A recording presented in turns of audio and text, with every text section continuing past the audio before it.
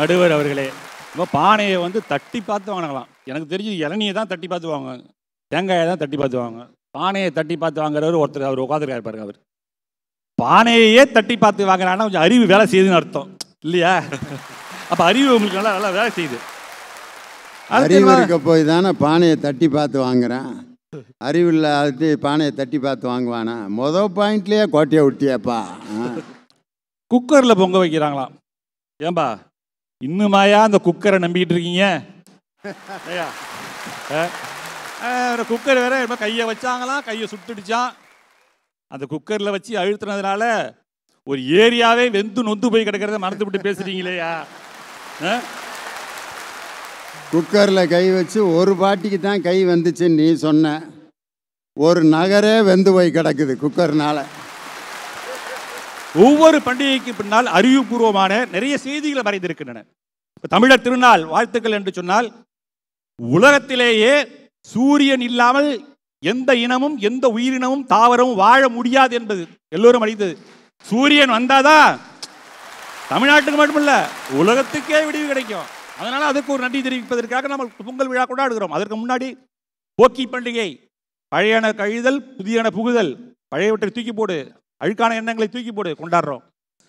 மாட்டுப்பொங்கல், மனிதனோடு எல்லா வகையிலும் உழைக்கக்கூடிய ஐந்தறிவு ஜீவராசிகள், அதற்கு நன்றி செலுத்த மாட்டுப்பொங்கல் கொண்டாடுகிறோம், காணும் பொங்கல் கொண்டாடுகிறோம். இப்படி 4 நாள் விழாக்களை அறிவுபூர்வமாக சிந்தித்து கொண்டாடி கொண்டிருப்பவன் தமிழன் என்பதை மறந்து விடாதீர்கள்.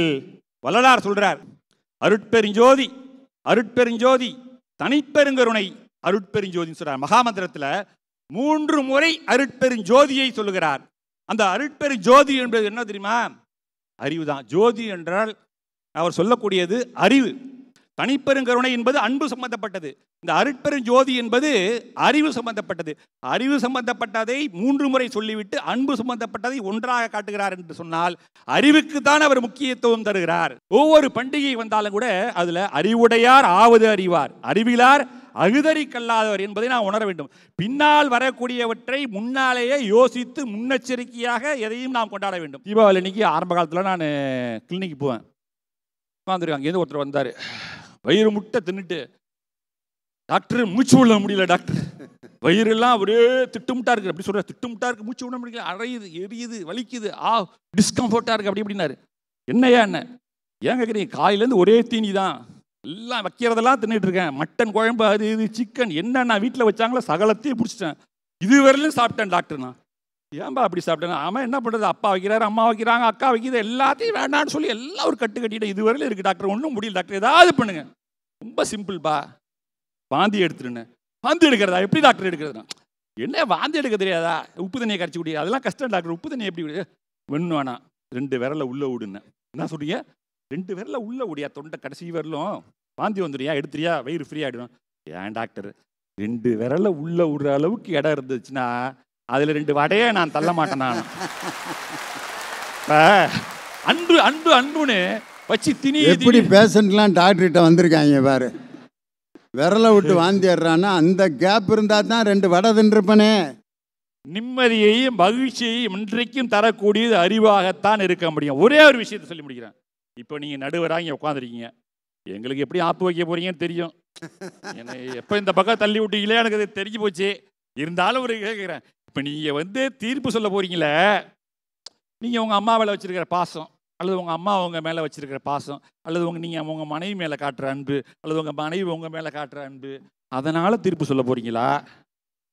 இல்லை ஆராய்ந்து அறிவால சிந்தனையால் சீர்தூக்கி பார்த்து தீர்ப்பு சொல்ல போறீங்களா? ஆக ஆரம்பத்திலே இப்படி கேட்டால் நான் எப்படித்தான் சொல்கிறது? இது என்ன அண்ணா யூனிவர்சிட்டி கொஸ்டினா அவுட் ஆக்குறதுக்கு? கரெக்டாக அப்போ தான் சொல்லுவோம் நாங்கள். அறிவு அற்றம் காக்கும் கருவி. ஒன்னே ஒன்று சொல்லிக்கிறேன், முடிவு. அறிவு நம்மை அழிவிலிருந்து காக்கக்கூடிய கருவி. அது மட்டும் இல்லை, அறிவுடையார் எல்லாம் உடையார். அறிவு ஒருத்தன்ட்ட இருந்துச்சுன்னா அது அன்பு இருக்கிற மாதிரி அர்த்தம். உண்மையான அறிவு இருந்தால் அவன்கிட்ட அன்பும் இருக்கும். இப்போ எங்கள்கிட்ட அன்புக்கு பஞ்சம் இல்லை, ஏன்னா எங்கள் அறிவு உள்ளவர்கள், நல்ல அறிவு உள்ளவர்கள். எங்கள்கிட்ட அன்பும் இருக்கிறது. அறிவு இருந்தால்தான் பணமே சம்பாதிக்க முடியும். துட்டு இல்லாமல் என்கிட்ட அன்பு இருக்கு, என்கிட்ட வானலாவிய அன்பு இருக்கு, நெஞ்சம் நிறைய அன்பு இருக்குன்னு கடையில் போய் ஒரு 20 கிலோ அரிசி கொடுங்க, என்னையா வச்சிருக்கேன்னா நெஞ்சம் நிறைய அன்பு வச்சிருக்கேன். ஒரு 10 கிலோ ஜீனி போடுங்க, 5 கிலோ பருப்பு போடு, போயா அப்படின்னு அன்பு யாருக்கு வேணுமா? நல்ல தீர்ப்பை கொடுத்து அறிவு. ஆனா தமிழன்னா உலகம் பூரா அறிவால் சிறந்தவன், கொடிகட்டி பறக்கக்கூடியவன் தமிழன். அறிவால், அதற்கு பிறகு அன்பால் என்று சொல்லி அறிவே மகிழ்ச்சியான திருவிழாக்களை தீர்மானிக்கிறது என்று சொல்லி விடைபெறுகிறேன். நன்றி, வணக்கம்.